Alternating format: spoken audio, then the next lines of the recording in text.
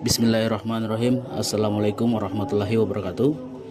Perkenalkan, nama saya Ferry Ferdiansyah dengan NIM 23650167 dari kelas E. Di sini saya akan memaparkan tentang hasil review saya dari pertemuan ketiga sampai pertemuan ketujuh. Baik, langsung saja di pertemuan ketiga, yaitu latar belakang dan landasan Undang-Undang ITE. Nah, pada perkembangan teknologi informasi telah mendorong lahirnya aktivitas hukum di ruang digital, interaksi, komunikasi, dan transaksi elektronik yang memerlukan pengaturan hukum yang mampu menjamin kepastian dan perlindungan hukum.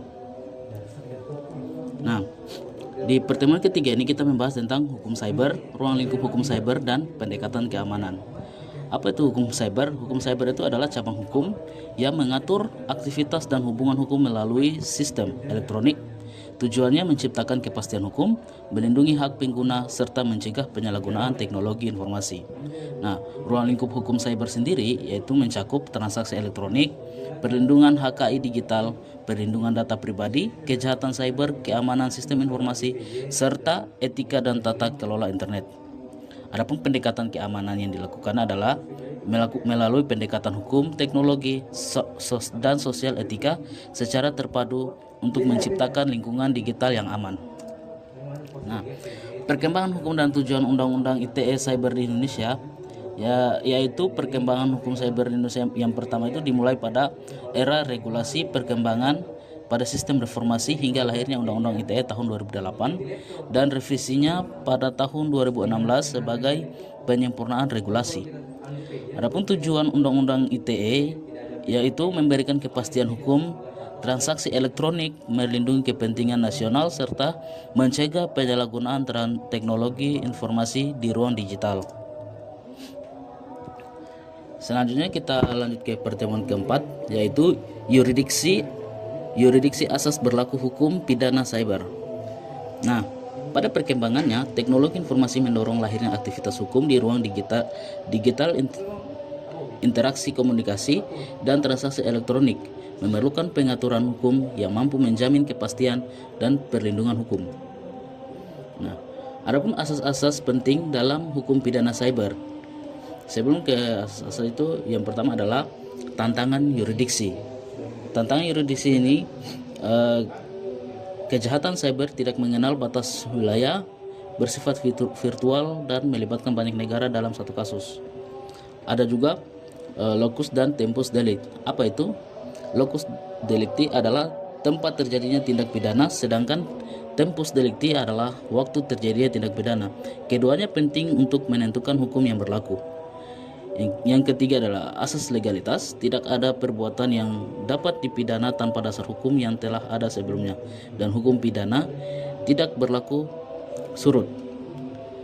Selanjutnya, asas berlaku hukum pidana. Di Indonesia mengenal asas teritorial, nasional aktif, nasional pasif, dan asas universal. Pengecualian internasional. Beberapa pihak memperoleh imunitas berdasarkan hukum internasional. Menambah kompleks. Hal ini menambah kompleksitas yuridiksi itu sendiri. Lanjut di pertemuan kelima, jenis-jenis kejahatan teknologi informasi.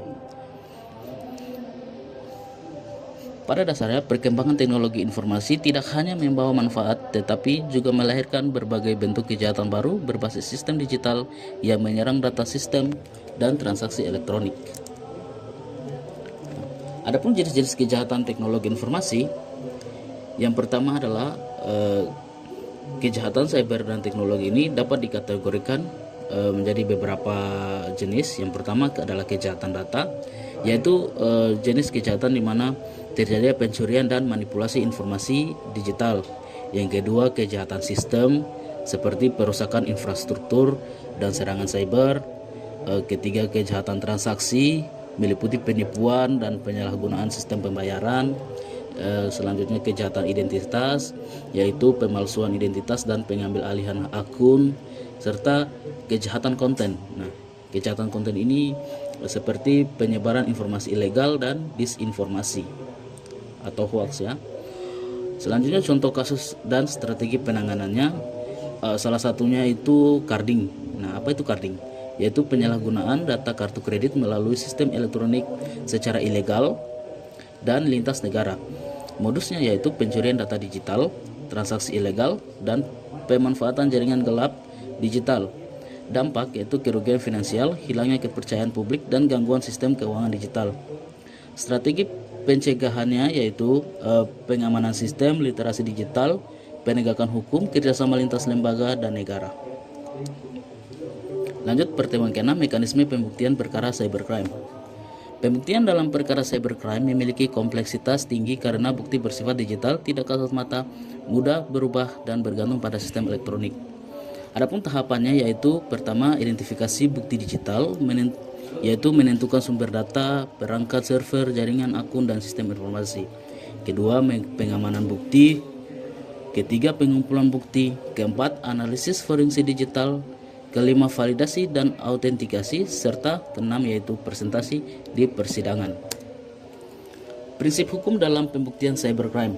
Prinsip dasarnya yang pertama legalitas prosedural, kedua integritas bukti, ketiga autentisitas, keempat akuntabilitas. Kemudian peran digital forensik.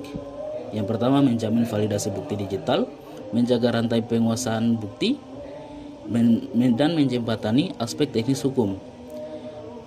Implementasi sistem hukum antara lain pembuktian cybercrime menuntut kolaborasi antara ahli hukum, ahli IT, forensik digital, dan aparat penegak hukum.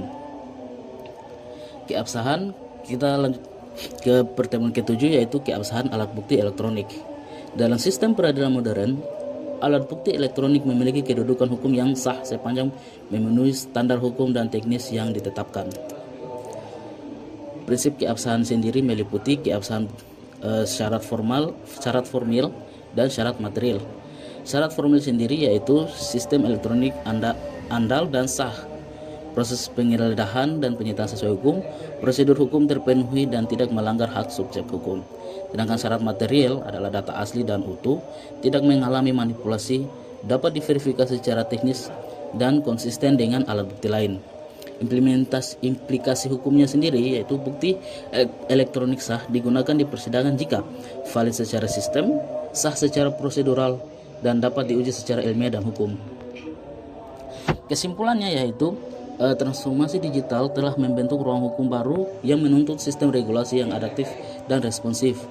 Hukum cyber hadir sebagai instrumen pengatur aktivitas digital dengan Undang-Undang ITE sebagai fondasi utama regulasi di Indonesia. Kejahatan cyber yang bersifat lintas batas menimbulkan kompleksitas yurisdiksi dan penegakan hukum. Oleh karena itu, sistem pembuktian perkara cybercrime harus berbasis mekanisme forensik digital yang valid dan terstandar.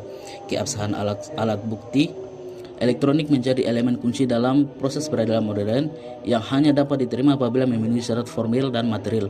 Integrasi hukum, teknologi, dan kelembagaan menjadi syarat utama dalam mewujudkan kepastian hukum dan keamanan ruang digital. Baik, demikianlah apa yang telah saya review pada pertemuan ke-3 dan ke-7. Demikian, mohon maaf apabila ada kekurangan dan kesalahan penyebutan kalimat dan kata. Saya akhiri, wabillahi taufiq wal hidayah. Wassalamualaikum warahmatullahi wabarakatuh.